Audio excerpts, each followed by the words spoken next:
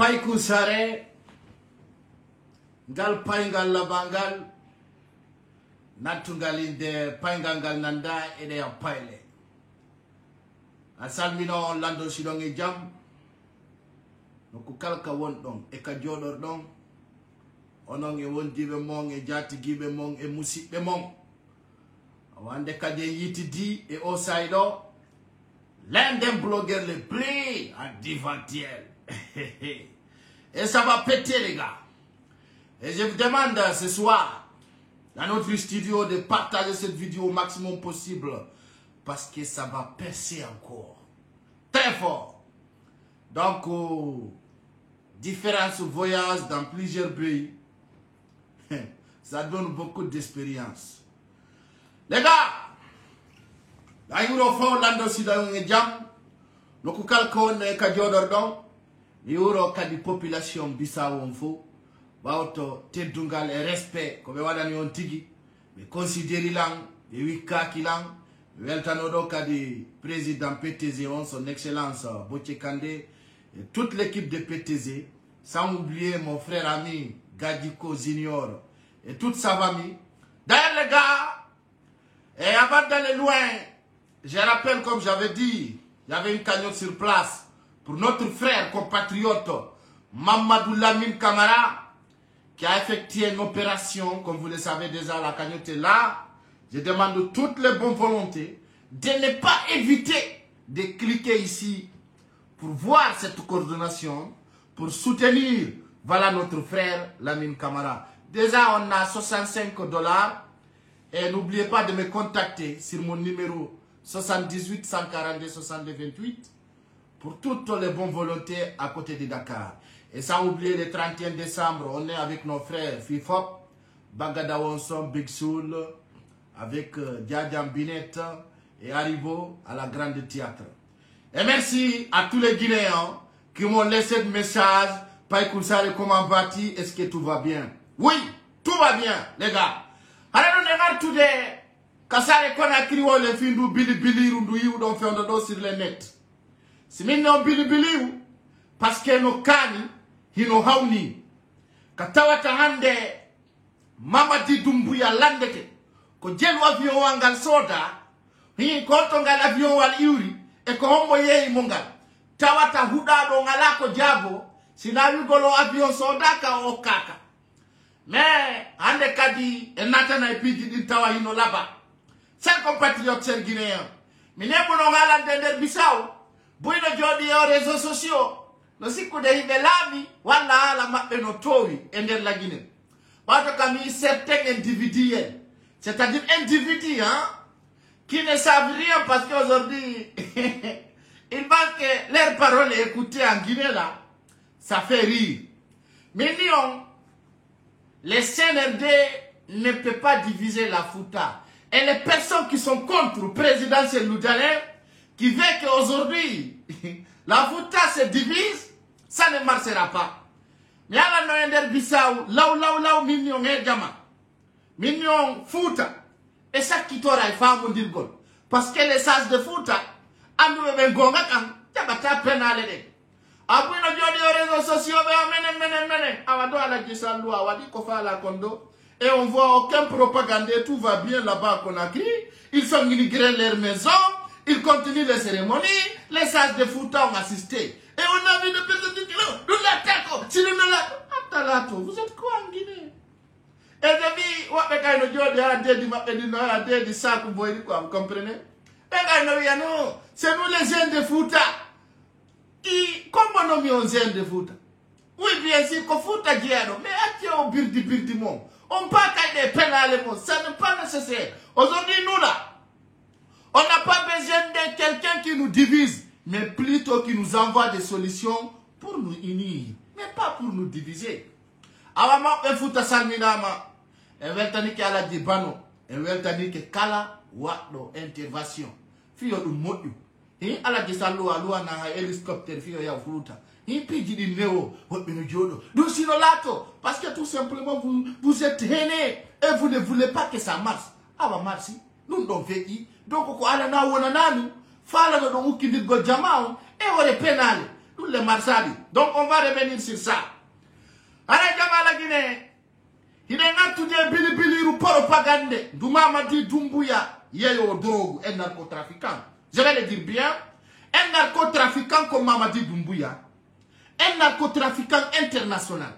En tout cas, Afrique, le chat de l'Afrique, qui connaît les vraies histoires de l'Afrique, Ali avion de Iwa Brésil, type pays d'Afrique do Boui. On va venir, Ali Afrique do, fait le Benaino et Afrique ko, Carrefour tournante de drogue. Ali Osuma Boui no Humpiti, avion de type poto, et de l'Afrique do, Hara Boui no Andi Fi Madji. Donc on va essayer de parler de cette vol que vous voyez de 79 places. Montana au 16 de la Guinée. Avion rondino de drogue, à typique aéroport Conakry. Donc, vous pitaki, fi au filon avion. Vous pitaki, parce que je vois les Guinéens dire que non, Doumbouya a fait mieux. Alors, je vais montrer ça, les gars. Vous allez voir. Ndaronta avion Wangalo Kongalmo Inako 1999. Mais ce qui est important ici, là, ce qui est important, c'est ça. Je vais montrer cela pour que vous compreniez. Nous bilibili ou yotondo. Ko bilibili ou rondu non doro guada. Voilà, dans le diamant. Nous n'avons avion nide. Donc, ko bilibili ni. Vous comprenez? Mais on l'a non vu du bilibili avion de Sigadoun. A détourné de Afrique d'or. Hara no sarzi dorogu tipina hagaina pousse fio huku yawana e. Parce que Guinée même, comme qu'on rappelle ou d'ado anditi. Vous comprenez? Mais leur manipulation là, ça ne marchera pas. Parce que les sikouno hein, mais n'a pas de vinda laga. Vous pouvez pousser maintenant tu es calme. Non. Non, reste jamais calme. Rien ne peut nous faire taire. Rien absolument les gars. Rien absolument. Jonongo avion dorogu tipina wado ngandi ka région di be tipinirta joni ko flagrant be tipina drogo kadel capital Conakry. Yo montre cela vous allez voir. On l'entend de l'avion wanga fiyo yibuta. Andi ton ko avion ye do dorogu. Je vais vous montrer d'abord. Vous allez voir proprement ici. Arakadi ko imagi iurdi ka présidence, atawada ka présidence di tira. Vous allez voir ici directement. Haraka di jibinao. Jama ndare ronali. Ndare julle avion wanga, regardez. Anda wa so de sigadou. Ndare regarde bien. Regardez ici, ndare julle lento. Oyi. C'est pour cela d'abord. Ay Mamadi Doumbouya landa makono avion wanga lebori. Parce que cette vol là, ça coûte 8 millions d'euros. 8 millions d'euros. Comme nous n'avons dit la Guinée. Voilà, c'est ça. Parce qu'il y a un sinanama. Ah, get privé, tu piques la Guinée. Comment justification wade? Je n'en arrête à Jules l'avion wangane. Parce que, maintenant, pour faire sortir ça, Dare do bilibili, Dare regardez, Dare jandede. Hande ko honno yeyirta auto-alma occasion. Ça renouvelé. Hande ko honno yeyirta avion wa. Ça renouvelé. Même pas à peintural ya Jules. A peintural ya fous awatali rien absolument. Mais quand il y a na peinture winda ko bindi kola. Ça d'abord je vais vous dire cela. Undo wana ko peinturani Coca-Cola. C'est-à-dire, c'est ça que je veux faire comprendre d'abord. Undo ko peintura wana Coca-Cola. Parce que non katawi et penali no mene de dimbata men quoi. Parce qu'Alpha Condé au déplacé no avion de bourde de don jantugol. Oaro ini womo udutude société d'entreprise de transport en Guinée.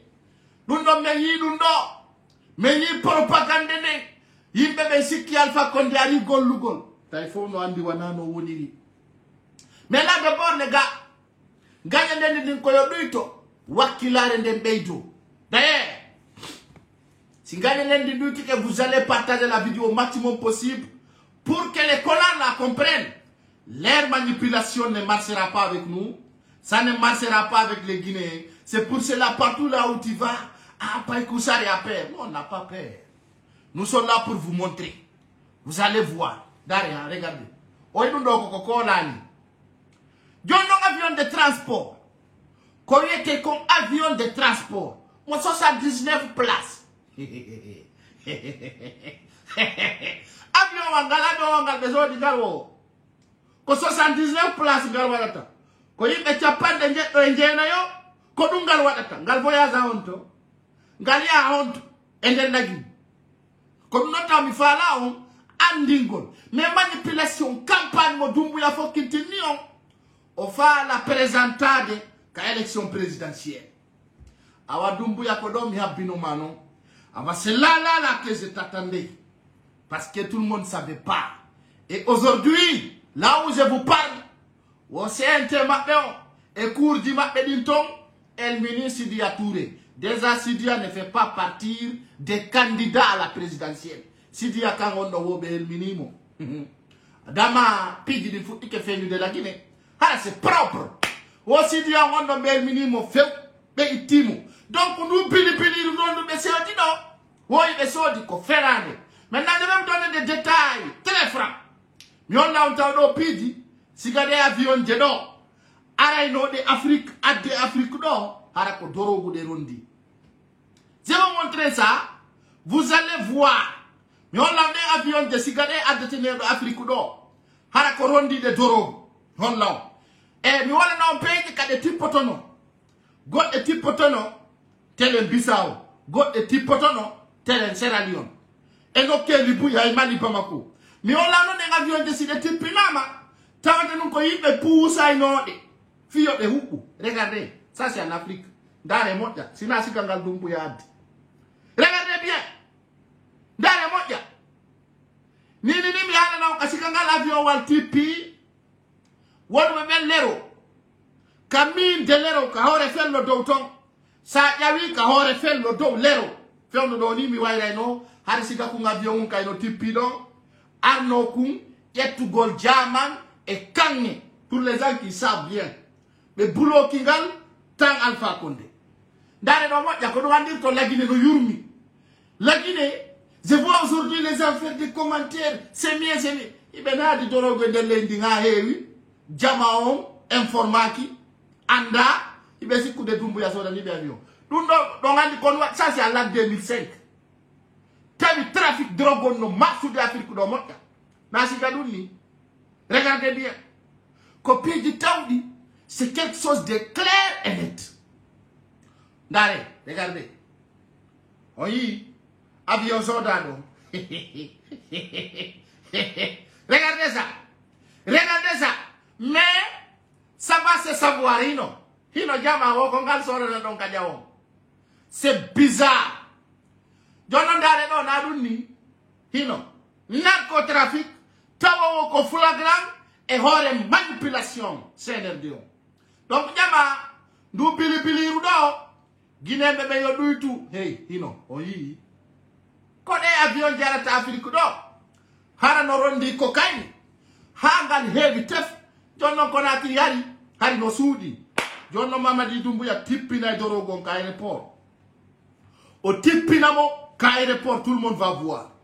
Ça devient catastrophe, très bizarre dans notre pays. Et on voit, on dit Air Guinée. Gaya honte. Gaya honte yata. Honte 79 places voyage. Sénégal, Sierra Leone, Libéria. Mais c'est grave. Donc c'est pour vous dire, il faut qu'on vous informe ce qui est propre. Les gars, écoutez attentivement. Mamadi Doumbouya se trompe pour manipuler les Guinéens. Et c'est bizarre. C'est tellement bizarre comment il fait pour manipuler les Guinéens. Donc aujourd'hui, Mamadi Doumbouya se prépare pour une nouvelle campagne. Odouadi, Jama on doit Mariana Gol à la Gisseruna Souma. Yeah. Jama on doit Mariana Gol et à la Gisseruna Souma. Parce que son renaki, les fala manipule Gol à la Gisseruna Souma. Fiyo soso benge fulbe beng ou kodil. Mamadi Doumbouya, bandiru hulbinindu, mardu stratégie, manipule Gol. Ça je veux vous dire cela. Comment Mamadi Doumbouya planifie aujourd'hui pour que Aladji Cheikhouna Souma soit à la manipulation, soit à l'opposition. Donc c'est pour vous dire, les gars, Aladji Cheikhouna Souma ande propos dit et tout de ko tawaï ça vient pas de ko na mi ala na betum aduna ko hakkil mo ardinali hakkil so yande Aladji Saliou Camara le narcotrafiquant de vieux de wa nigérienne ou ko premier imam.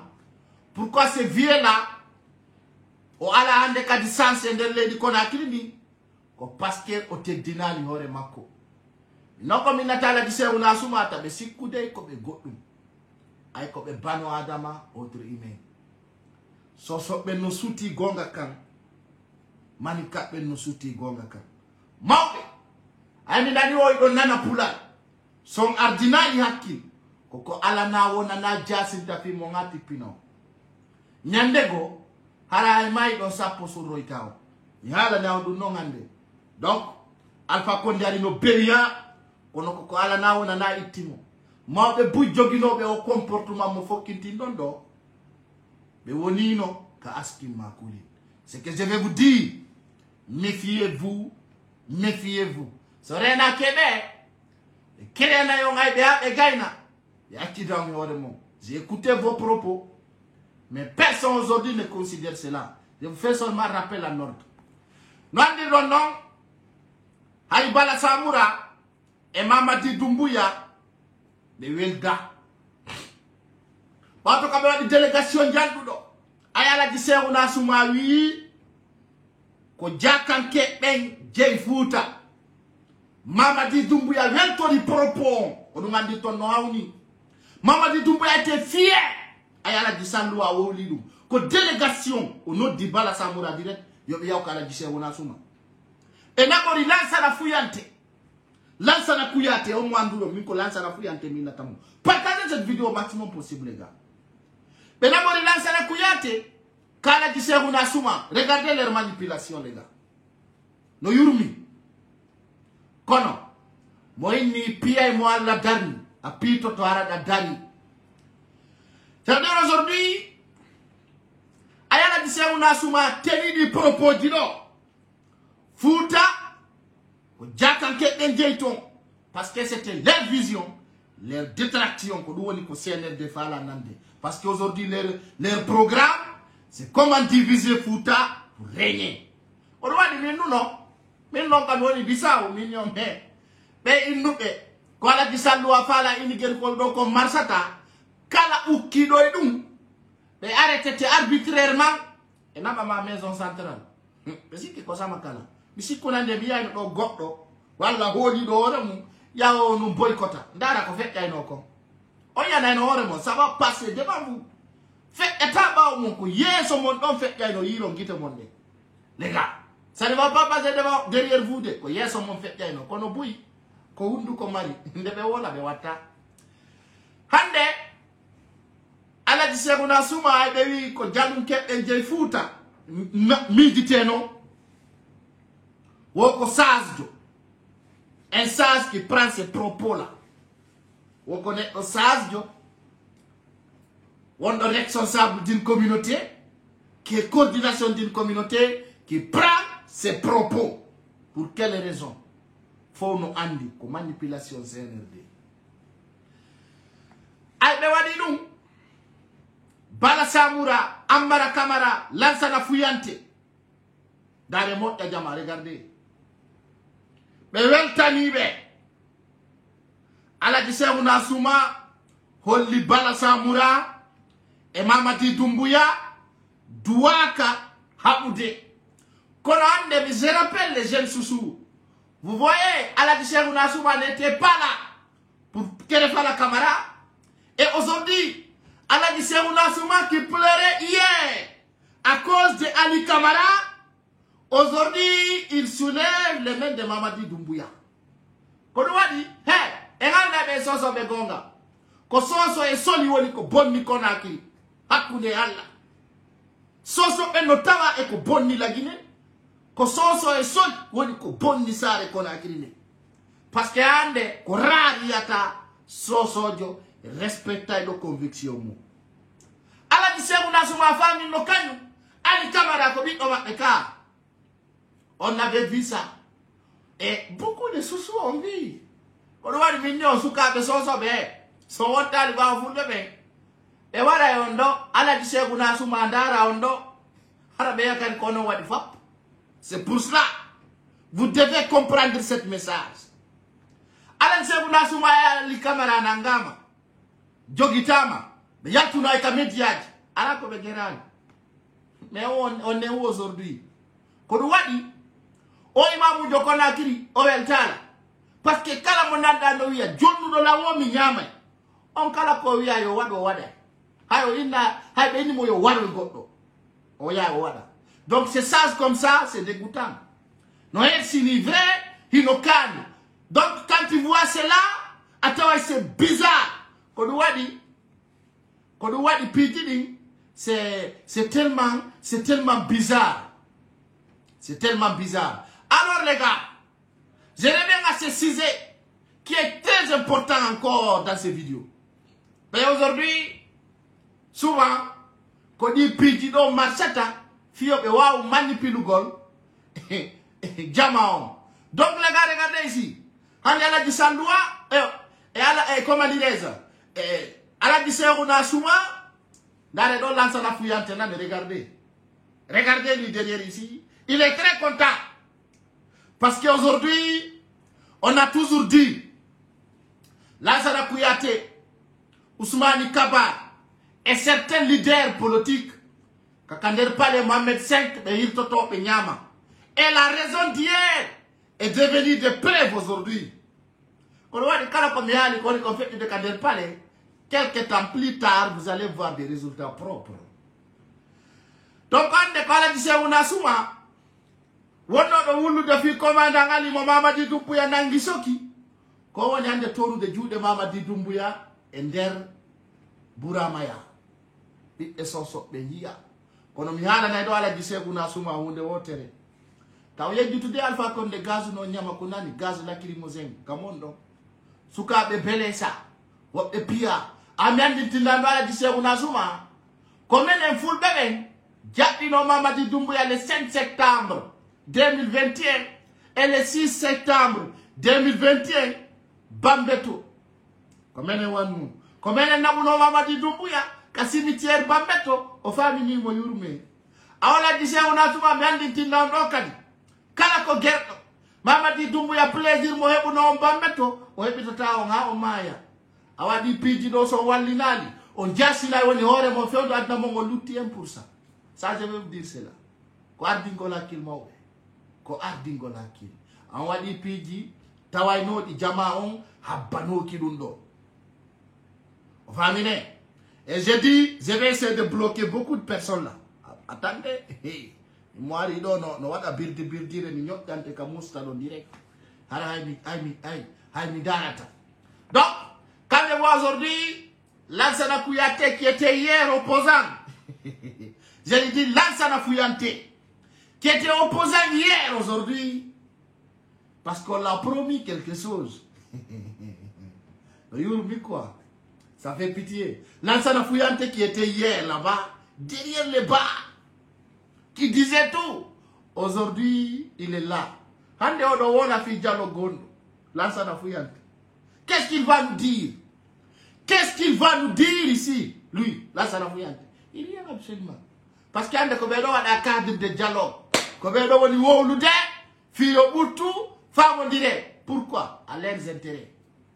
À leurs intérêts personnels.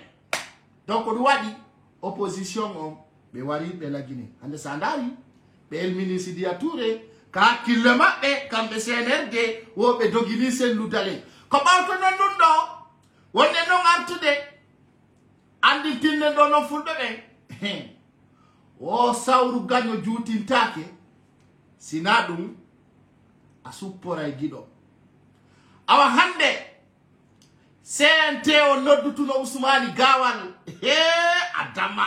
Alors c'est là qui est bon dans le débat. Ousmane Gawal mi hala neno marsata gasata ka wawata kon a walli nay Ousmane Gawal hande CNT o nodditimo awa non mi andintinna mo kiyefo no fokkitanimo oɗon non weeli ko ɗon de abbinowa min goto mi monanaki goy kono kala ko ari en hollire taw kayno laaɓi poste hara probléme wala nder ton Ousmane Gawal ma accali nene goto mum accali baba mum accanaɗi hay goto kasare aduna hulani hersali sumali de ɗaki oɓɓi daɓɓa daru oɓɓi laaɓa hoore donc Ousmane Gawal hande o yawno justifiyagol jama o yawno justifiyagol hey Ousmane Gawal détourni 162 milliards ka département makko 162 milliards eyno jama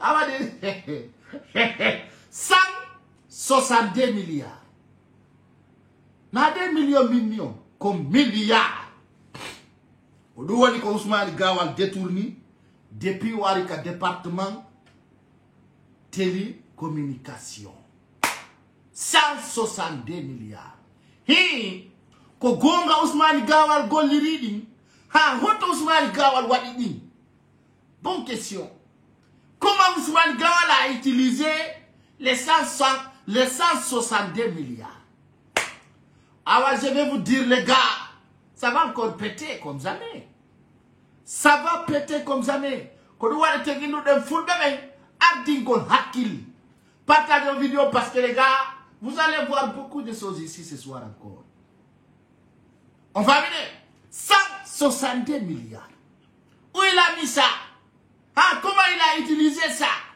donc il a mis cet argent ah Adama ça va péter hein? Ça va péter. On va venir. Comment il a fait ça? Mais c'est bizarre. Ah, donc on a utilisé ici, on a fait ça, on a mis ce projet. Quel projet? Quel projet? Ah, ça va péter. Ça va péter. Donc, budget de vacances Ousmane Gawal et non. 162 milliards francs guinéens. Hotono o waɗi. Est-ce que Ousmane Gawal golliri ɗi? Andi non ko ɗo halanno ɗen mo. Ko renagol. Min dandatama. Oui. Oɗo dandatama. Oui. Ousmane Gawal mi yima ka Kiev. Je te vis à la Kiev. Tu vas répondre là-bas. Parce que a day projet ɗi. Anno ko ɗo ino ɗen fuɗɗo ɓen. Na jalando ma woni gido ma on avait dit ko be tirma ko kapita ko fiyo be adde do si be addi ma do be dara non ka be fawa ma be mara ma no nyola et ça va péter hey hoto di gollira ko to projet Ousmane Gawal wadi di a kanko département makotou 162 milliards di to nati mama di Doumbouya dimbi horde taw on ani do on avait dit ici Ousmane Gawal c'est un grand voleur un détourneur international. Il me pense qu'il sama kala. Il me pense qu'il birdi. Awa John non ari. John dengedi. Awa projet on do foutike. Donc là, c'est-à-dire aujourd'hui, ils vont utiliser Ousmane Gawal comme un voleur public pour contre-attaquer les peuples. Ah oui, c'est qu'on fout de l'amion. Oui, comme Woody Konka. Ah, Ousmane Gawal yetti o golliri alandi. Pas que zare kanganda. Million ko milliard windi do hino dey sa janga yawnata école hino ko milliard ni na sa ko milliard ni na million de donc ça nata l'école wata jangude ay na babe ma be wala ni alphabet français anda ko wona jangede e ko wona wolede kadna vewli do donc c'est pour vous dire c'est tellement bizarre hare Ousmane Gawal ni document di makko di no paki don programme makko hino don ni no heddo dira fe ina mo ka Kiev be ya fantomo be limozaimo di do le comment wala honto di wada na million de ko milliard so wata jangude na de bibbe mum be ka l'école wala so wata jangude da ko jangana do famon ko wola ko donc konto wadi comment il a fait cette somme d'argent où il a mis ça entre Mako et Mamadi Doumbouya. Ça va péter. Ça va péter là-bas. C'est pas notre affaire. Ce que nous concerne, on va montrer leur programme. Leur programme tout le temps, leur programme tout le moment. Ils vont savoir, c'est pas eux. C'est l'actualité qui le fait. Donc dans ce sens, c'est tellement bizarre. Ousmane Gawal Nati et un programme Moudundong. Ministre de la Défense, Idi Amin, quand Kokadi a détourné, qui a dit là 4 000 milliards. La ilaha illallah Muhammad Rasulullah. 4 000 milliards. 4 000. 4 000 milliards. 4 000 milliards.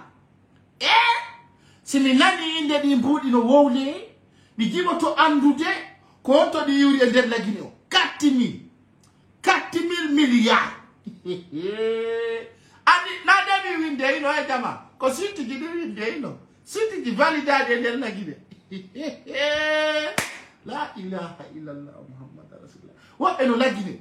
Wa be kakayasi woni walude. Woɓɓe hino seppa, woɓɓe ala ko nyama, woɓɓe hino wala kayasi, woɓɓe cuuɗi mun no liɓe, tawata bandiru woturu pet, kañum wawi kokude 4 000 milliards. Comme wawi andude ɗum en dollar s'il vous plaît. 4 000 milliards. La ilaha illallah Muhammad Rasulullah sallallahu alayhi wa sallam. Awa kiye fonno dari. Awa kiye fonno dari andi jabe yawi no tun Alpha Condé e ja Idi Amin ko e ja Kasori Fofana ko no ko wadde ko birdi e ja Jane e Damaro ben ka wata wujjude. La ilaha illallah Muhammad Rasulullah sallallahu alaihi wasallam. E pido ko wala ko ngoyni ko tawata ko winda sinya do ko anda ko fimu 4 000 milliards hay ti Jani men jaay ndi ngo feta ye awajama ene wayi hebude wawbe wujjugol har mi nana inde 2000 5000 kono joni ko 4 000 milliards ko dum woni kanko Idi Amin ko détourni leddi nane be soda joni volje de 8 000 euros de 8 millions euros on to muddi woni yudi awa kiefo yo fabo men dono awa yo kiefo ngar do fe i programme Damaro e Jani do fewdo do ni ko Idi Amin e Ousmane Gawal odo woko kasa milliard kasa na 4 000 kono a jangane 0 jitati e 4 dum kono jangete jama ay niyo buino nati l'école be fama odo woko kasa minna ma 4 000 ya kasa kono minyo nadu bi e mom e l'école il y a beaucoup de illettrés décomposés. Jésus. Mais Alpha Tara. Ah, voilà les diplômés. Mais Alpha Tara, qu'on nous dit. Oh, mino bebi memo on a dans l'école. Bouino tonko, film cigarette, on rigole mon jangata. C'est une mira 400 et 4 000. On nous hulbini. Net no wata jangu de ici fournay. Nani oro woko 400 milliards. Quel asi coup de milliards? Dari rani si kafu mianda. La ilaha illallah Muhammad Rasulullah. Un élève ou un élève qui ne peut pas parler, qui ne peut pas lire, 4 chiffres, on peut élève non? Autant. Mais c'est de dire 400 et 4 000. Nous n'avons ni, et puis on élève qui ne n'ont ni, quand on est mignon, ça a une université de la Guinée, il n'y a rien au monde, parce que ça va tenir la hora au pyjama, aussi comme au Djangi, à la fousse au Djanga. Surtout non vyono doni kotawata vyono doni lakini no pozi besende nila 4 000 e kasa kono be wata oni de fonctionnaire mo sende nila kasa e 4 000 fo joni hubino no dari no happy mais c'est bizarre wallahi c'est bizarre quand je vois certains commentaires là je lis seulement je passe mais c'est grave mais on me send dira 4-5. Awa dum do ko 4 000 jari ngete min no mi ara do jannu gollo l'école de et budget 2023 des ministres des ministres de chiffres en plus de 4 000 milliards francs guinéens. Le budget des ministres de la Défense, ces chiffres en plus de 4 000 milliards. 4 000. Donc, si nous avons 4 000, nous avons build. Et non, si nous avons 4 000 et 400, voilà, c'est très bien. Qu'on y windori na 400 000, ko 4 000. Comprenez? Quand on Idi Amin, on va y ou juda dunno. Sorry on no mi la Guinée. Na be kaleta na be so petit. Nini minu ma voyo bak. Quand on bandi jong Idi Amin, on va y détourner de 4 000 milliards. Il faut qu'il y ait procès pour 2023. Donc, il y a un procès. Si les gens ont des détournata, il y a la fois où il y a la scène de bandits. Donc, c'est quelque chose de très bizarre, très grave. Très bizarre, très grave, très compliqué. Donc, quand vous voyez cela, quand vous avez un c'est dommage.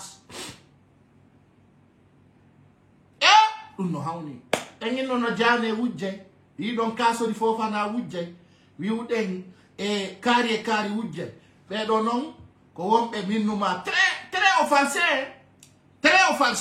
Donc c'est pour vous dire, c'est bizarre dans notre pays de voir ça. C'est bizarre. Ah be ita Idi Amin be maintenant ko Allah andi kono dum don do yo laban soriyo 4 000 milliards woni ko duufi très propre. Awadou no kadi e der gite Guinée jama Guinée be hiya mais yaltine harno laabi poy jama no hawni ha hara jama fi Dadis Camara on e même ay don seda ha baba awa Dadis Camara si be watngali la lova monter hara capitaine Dadis Camara holli yawrde ngo jettata foutes ko alla medje magistrat Guinée on ko jabata. Hare capitaine Moussa Dadis Camara ndi tinni Guinée bebe. Wo magistrat et avocat de défense no yoba ko mani pilamo. Wono si alla no moƴƴini yawre naaje nder ɓentere addudu nge nder makko. Awa président de cour ngolluno. Hare autorité monsieur Dadis Camara yo andutu ko accusé ko toñaɗo. Hare ngatteɗo holliren pese won ɗon fettude fenuɗo ni ka justice la Guinée. Hare non capitaine Dadis Camara holli kañum yawre nde bore nedi ko alla naaje magistrat guinéen kon taɓe ukkumoye ɗum hara heɗi to den ɗo mi wolna on ko capitaine on holli kon. On vous a donné de l'argent. Hara heɗe partagez là-bas, on va écouter ça. Attendez, je vais augmenter. Voilà. Hara capitaine on holli himo andi doy hiɗo yoɓa mbuɗi capitaine o haali de lamin de. Monsieur Camara, vous êtes... On vous a donné de l'argent. Haray, capitaine Dadis Camara holluno. O andi wo magistrat ben jonnama mbuɗi. Wo magistrat ben yoɓama mbuɗi fi mañi pilugol. Wonon kanko. Si goɗɗo wolanimo fenande, o fankata o wowlay. Kono ko anini mi seeɗa. Dadis Camara hani mo sikkude ko président. Dadis, monsieur le président, vous êtes accusé, vous n'êtes pas président. Haya Dadis Camara hani mo sikkude kanko. Ah, himolami. Hani mo sikkude. Awa kanko nao accusado ko toñaɗo. Awa capitaine Dadis nyande gono miɗo huli hata o piruduɗon e magistrat. Parce que joni, watinugol laissez-moi parler, woyɗa cowola. O attend, anana moyenna, le président de Kouro, oui, bon. Ou le moment que vous êtes président, nous on était amistad. Quand non, on y a, Hare Dadis Camara holliti jama, hibe tonimo, hibe yobi avocat, hibe yobi pidini. Dadis Camara joni ko landa o je ne sais pas, je ne réponds pas. Ko innugol mi jabota ko dum non, ko don mi landorde ko yawre. Awa capitaine e avocat jo goto de hala ni on gonga sabuna mi ngonna nanano la mi huno mi haati mi ni Dadis sanani ka patriote ka kayasi wonda sana no anko ni ko kayasi wonda jonna ga heto ka bawo bar do si alla jabi ko ajabo to walla jabo ay do mi hala na o monsieur capitaine wallahi ay min o mo yawti do so jabanno la hala no nini do yara café wulbe e biredi ay menen ay biredi ko dubu lomme jettata jonna ga jabanano la nyande mi wono ma tay u burkina a jabali ngol yami ronki tewti da pepela ma avocat enceinte sikuda min ko biganyo ma a jabali présidentiel mu dale me yibe ya tabe d'accord be woni bawa me hande ibe jang ibe jang na wi fude elendi anno wiida min compatriote min biya sayai wada taba o ma hay prophète Muhammad sallallahu alaihi wasallam doguno aybe mumbe fono andi ko no windi ka Qur'ana le prophète Muhammad sallallahu alaihi wasallam a fui ses ennemis. Il s'est bien préparé pour venir mettre un lit sur place. Ajabat, you da menen ko hokko hakkare be jokki ka Facebook do. Allah holli fulbe ben exemple. You da jido fulbe yo wodo leydi ni. O yo menen ko men nayluma kanko ko vere. O ya yabe nangimo hande mo ka maison centrale. Awa dema mo kala do no andi ko woni kon wandra nen gonga. Pijidin. Alhali jidi gonga no weli kona amezira awa capitaine do si alla jabi awoda ko anduda ko anda parce que antao be wada do pause be andi non tuma wulo ita don kat ko suma no be prepare ita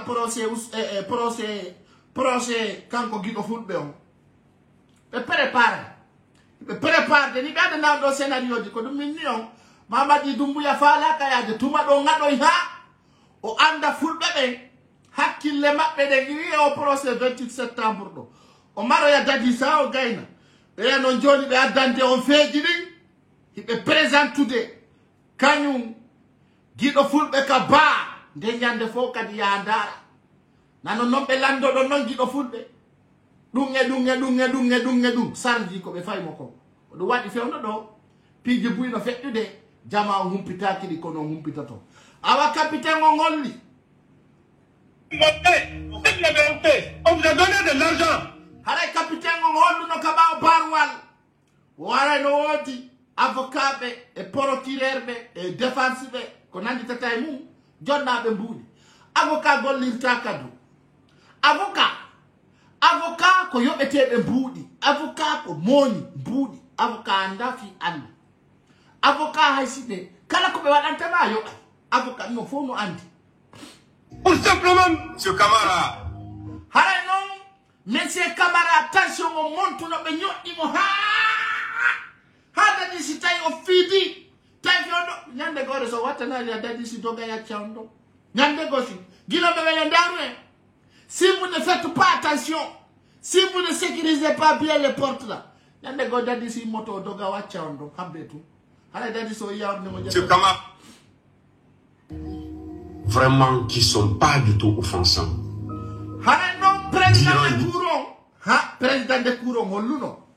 Hey, Salanda Malandal, Amonike, Sina Mayola Yobetunga Seitini, Hareko Body Jokudaka, Jamayo Laba Opoi, entre Daddy's camera et cours d'appel Konakirio, Kokola Ipun. Hey, Kwawadi o away. Hey, Kwawadi Lundo o away. Hey, Awadi Lundo, Miwadali.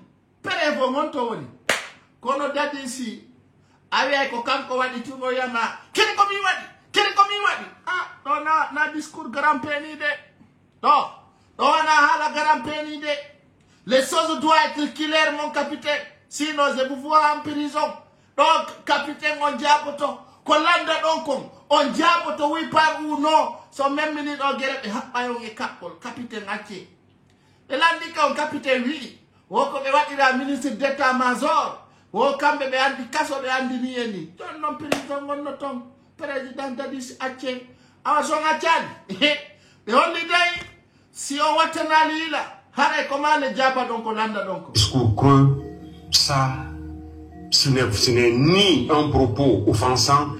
hare ko président dadis landa ko wana propos offensant, c'est-à-dire wana ko fait iti limite wana ender yawre woni ko capitaine on landa. Kono capitaine o yidu nyade bag, capitaine o yidu ko wala nakidum. ça ne veut rien dire pratiquement. Si vous l'avez... Avocat, info nangi hundu ko yondi ni hey. Metai dadi so.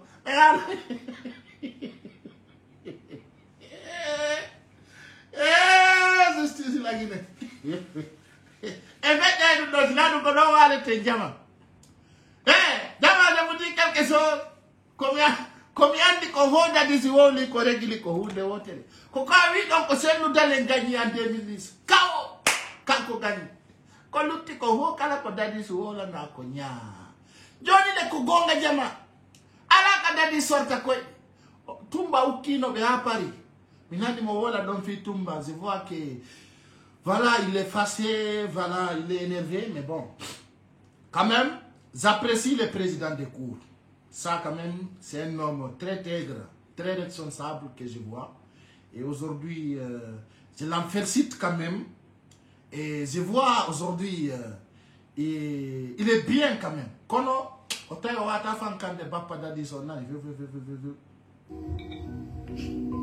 On va vous poser toutes les questions qui tendent à éclairer la lumière du tribunal. Vous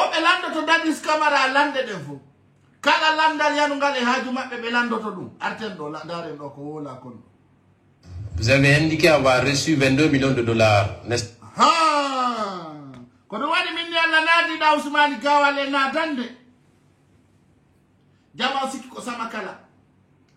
Hara est président d'Addis Hendino 22 millions de dollars. 22 millions de dollars. Ayo Hendikedi. Capitaine d'Addis, oui. Il indique 22 millions de dollars. Elle a dit, mais compte 22 millions de dollars ou quoi? John n'a got no sanero. Fio ya osoda ya gatore, o ya osoda biredi wadda. Lando da mo honto cewdi. O ina mata lando modum. Awa ko dum wonde ngarde do hedo den do président d'Addis avocat. Pas mon capitaine. Où sont ces 22 millions? Ani ko dum metti dadi. 22 millions de dollars ko dum menni.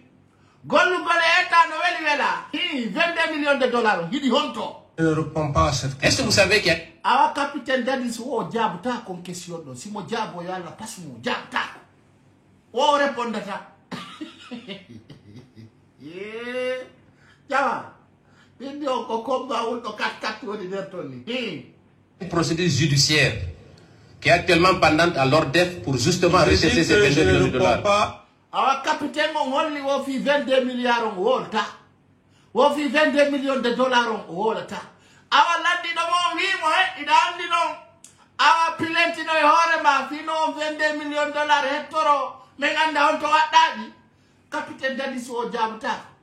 Awa non awa hede do non ko yurbi ko nangi der programme. Tonton la Nuro Mamadou Bari Belgium. À cette question, il y a des commentaires. Monsieur le Président, quand je dis que je ne réponds pas à cette question, vous avez... O jabuta ko fi 22 millions de dollars o jabuta. Capitaine. Quoi jabuto? Comment jabuto fi kalsiji bi? Menen kala nyamudo do be nyawai. Kala nyamudo do 1 franc. Ti sera cisé. Dans le fait iti jama onjo. Bien dit qu'il n'y a pas de commentaire et j'estime... Awi a jabuta ko. Lani président de Kouro wi wata jabu. Abeji to halali. On va écouter le président. Que... j'ai aussi ce droit, monsieur le président. C'est pourquoi quand vous dites que vous ne répondez pas, restez là, s'il vous plaît. Awa président de Kouro wi. Si dadi si ni jabuta ko yo fanku. Hara o lali ay fus ay mo ara o beidal. That is o fanka ha o lai de.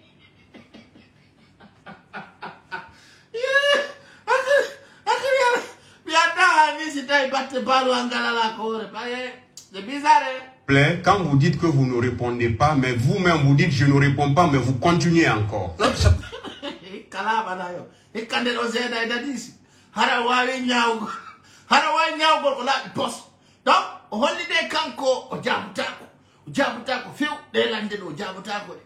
Parce que, s'il vous plaît, quand vous dites que vous ne répondez pas, attendez une autre question. Merci. Andale, président est égal à président. Chef quartier est égal à chef quartier. Vous-même vous dites je ne réponds pas, ou bien vous commencez d'abord par faire des commentaires, après vous dites je ne réponds pas. D'accord. Donc quand vous dites... D'accord.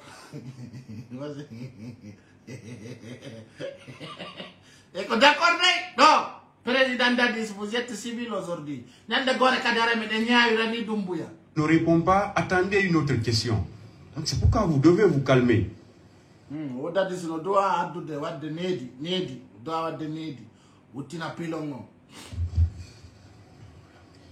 Continuez, maître. Merci, Monsieur le Président. Encore une fois. Est-ce que vous savez que des poursuites sont engagées pour la recherche de ces 22 millions de dollars?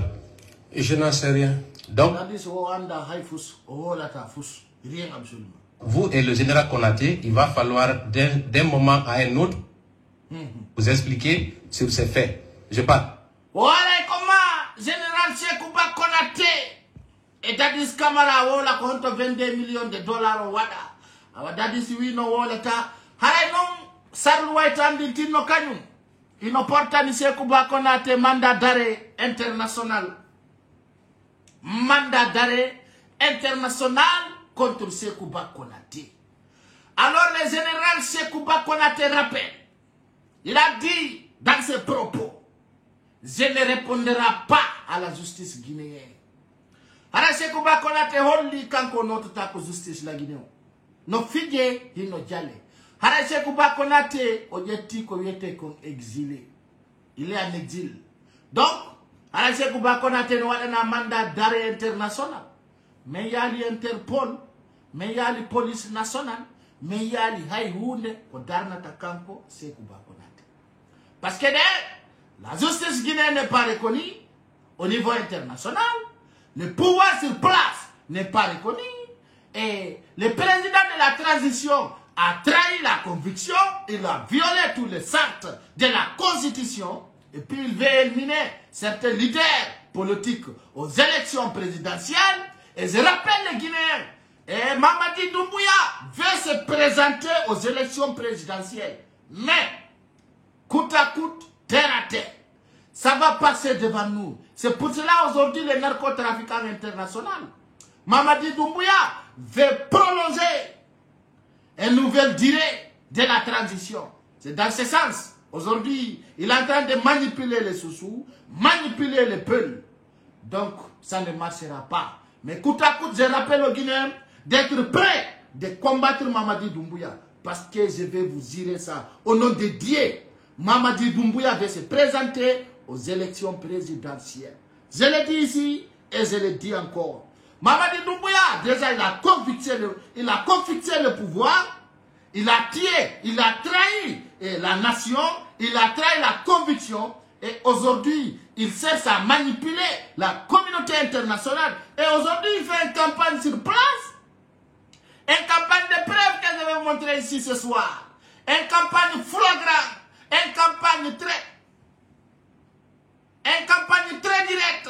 Une campagne qui n'est pas dans la manipulation ailleurs. Une campagne flagrante aujourd'hui, je vais vous montrer.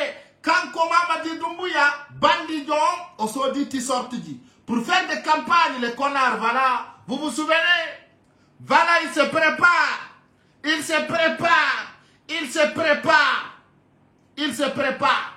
Dans les mots d'analyse, je vais vous montrer cela. C'est bizarre, les Guinéens doivent se préparer. Les Guinéens doivent comprendre aujourd'hui. Mamadi Doumbouya prépare des ballottes de toutes sortes pour préparer son campagne. Il veut poser une candidature. Voilà les gars. Hino, hein? Mamadi Doumbouya se prépare pour se présenter aux élections présidentielles. Je le dis haut et fort. J'ai des preuves. J'ai des preuves, les gars. J'ai des preuves. Je ne mentirai pas. C'est pour cela aujourd'hui, il veut tout faire pour combattre ces Loudanais. Il a fait son stratégique. Il a fait son machiavélique diabolisme. Aujourd'hui, il dit voilà, j'ai acheté tel vol, j'ai acheté ça. Tout ça pour manipuler.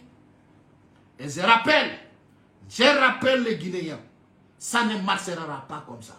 Donc Mamadi Doumbouya, en train de manipuler certaines choses, manipuler certaines femmes. Voilà, les Guinéens doivent voir ça. Sinon, vous voyez?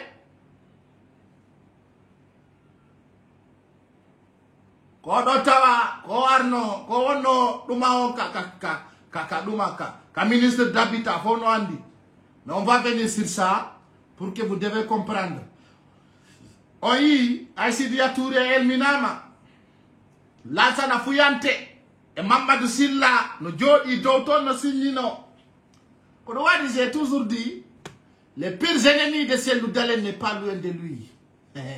Donc c'est pour vous dire les gars, en Guinée, ça devient bizarre encore. Très bizarre. Très bizarre dans notre pays. Ça devient compliqué. Ça devient compliqué. Alors c'est pour vous dire, chacun de nous doit comprendre aujourd'hui, la Guinée est devenue notre offensif, un autre machiavélique diabolisme, que chacun doit comprendre aujourd'hui. Je rappelle aux Guinéens, Mamadi Doumbouya se prépare. Il se prépare pour se présenter aux élections. C'est dans ce sens. Il veut éliminer Cellou Dalein. Il veut éliminer Sidi Touré. Il va présenter Mamadou Silla. Il va présenter Ousmane Kaba. Il va chercher un opposant père ailleurs. Il va chercher aussi à présenter certaines personnes. C'est pour cela, je dis, je suis contre certains mouvements machiavéliques qui veulent manipuler Fouta. Je vous connais, mais demain soir, je vais venir à votre dossier. Parce que je connais comment vous voulez manipuler, passer par certains imams, passer par certains membres de Fouta pour manipuler. Mais je comprends tout votre machiavélique, votre système, votre stratégique de manipuler les gens. Mais je rappelle à Mamadi Doumbouya, tu penses que tu peux éliminer Sidi Touré. Aujourd'hui, tu penses que tu vas éliminer Cellou Dalein. Vous avez fait des âges limités, soi-disant c'est tel âge qui peut se présenter aux élections présidentielles. Ça ne marchera pas. Je rappelle Mamadi Doumbouya, tu seras éliminé avant les élections. Ça soit sûr pour toi. Je te rappelle, c'est moi qui le dis. Tu seras éliminé avant les élections présidentielles. Wallahi billahi tallahi. Tu seras éliminé comme tu souhaites éliminer. Et tu seras éliminé comme Alpha Condé était éliminé. Ça va être propre. Ça va être propre. Aujourd'hui, il se prépare. Il se prépare pour se présenter aux élections présidentielles. Il a préparé des tissus. Pour quelle raison? Il fait quelle campagne? Aujourd'hui, on demande Mamadi Doumbouya tout simplement d'organiser une élection transparente. C'est comme ça Mamadi Doumbouya, c'est comme ça Gladys Camara a manipulé les Guinéens. Il a dit le faux leader. Lui, il est venu, ça c'est le leader d'abord. Soit-disant, on a éliminé Sidia, et puis on va tenter à éliminer Cellou Dalein. On va présenter Mamadou Silla, Ousmane Kaba, et voilà une autre peine qui va venir, que je connaisse bien. Attendez seulement. Mais comme il y a un dengon non. Est-ce que nous Marseille? Est-ce que nous Gassaï, Kassata, Mamadi Doumbouya, Woulé, il manque. C'est pour cela aujourd'hui j'ai décidé pour venir vous dire cette manipulation de cet avion de 79 places, un avion de narcotrafic que beaucoup de Guinéens ne savaient pas. Mamadi Doumbouya a mis ça sur place pour manipuler les Guinéens, pour faire des campagnes. L'arrogance internationale aujourd'hui qui veut marcher en civil, qui veut approcher voilà, les gens en disant que voilà, et les ennemis de la Guinée, c'est moi je suis l'ami de la Guinée. Ça ne va pas marcher, connard. Ça ne marchera pas.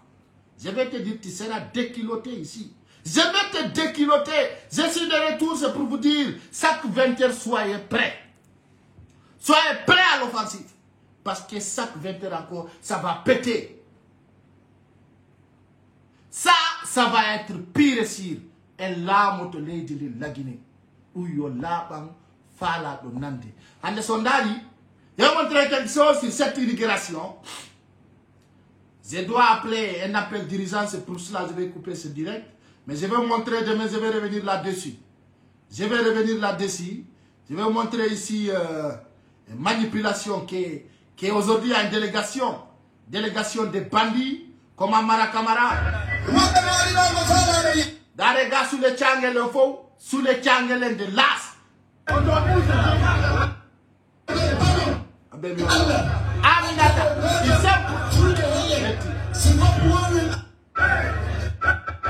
oui.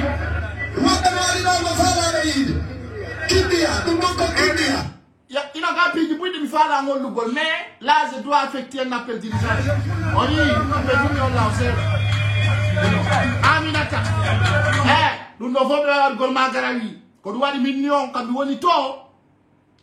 CNRD no bawo fi ini gergol mdu sudu ko wadi wabbe no jodi lagine ibe ya nous sommes des jeunes de Fouta nous sommes des moments de Fouta anda be planifié no ay nangu golon mais jango je vais venir détailler ça A plus B no be fara on nangirde ko wadi minu no si kon warbe memini o ya no ko be huwa no onko so ino du latako be déployer no militaire o ya na no hore mo fe atano ba mo ndare no. Regardez.